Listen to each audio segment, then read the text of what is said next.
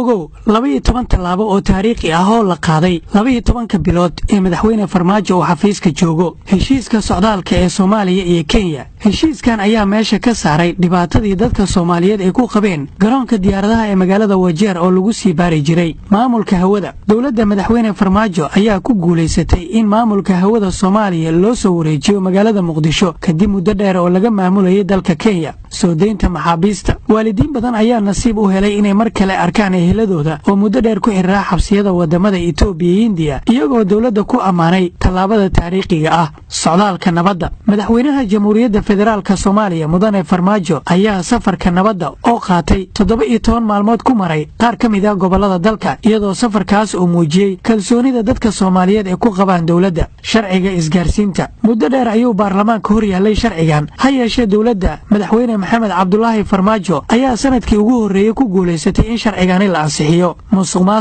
musuqmaasuqa oo ah dilaaga horumarka iyo dawladnimada ayay dawladdu aad ugu dadaashay in xididada loo siibo iyadoo aad u sareeyo dabagalka iyo isla xisaabtanka. dhaqaalaha kobaca dhaqaalaha oo ah aasaaska horumarka bulshada ayaa shaqo badan la geliyay iyadoo la dhisay madasha wasaaradaha kaabayaasha dhaqaalaha dalka kuwaas oo ka shaqeynaya kobcinta dhaqaalaha wadanka. bixinta xuquuqda dhammaan shaqaalaha dawladda iyo ciidamada ayaa si joogto ah xilligeeda u helay mushaaraadka iyo xuquuqda ay dawladda ku lahaayeen. sugidda amniga samaynta ciidanka xasilinta iyo isla xisaabtanka hay'adaha dawladda ayaa aasaas u noqday qorshaha sugidda amniga ee dalka. tayada ciidanka madaxweynaha Jamhuuriyadda Federaalka Soomaaliya Mudane Farmaajo ayaa shaqo badan geliyay sidii loo tayeyn lahaa ciidanka qalabka sida iyo sidii loogu dhiirigelin lahaa shaqada ay u hayaan wadanka. gurmadka abaaraha qorshaha dawladda ee ahaa waan isku gurman karnaa oo isku xiray dawladda iyo shacabka ayaa gurmad taariikhi ah u noqday in si degdeg ah loo caawiyo dadka ay abaaruhu saameeyeen. garoonka diyaaradaha ee Aadan Cadde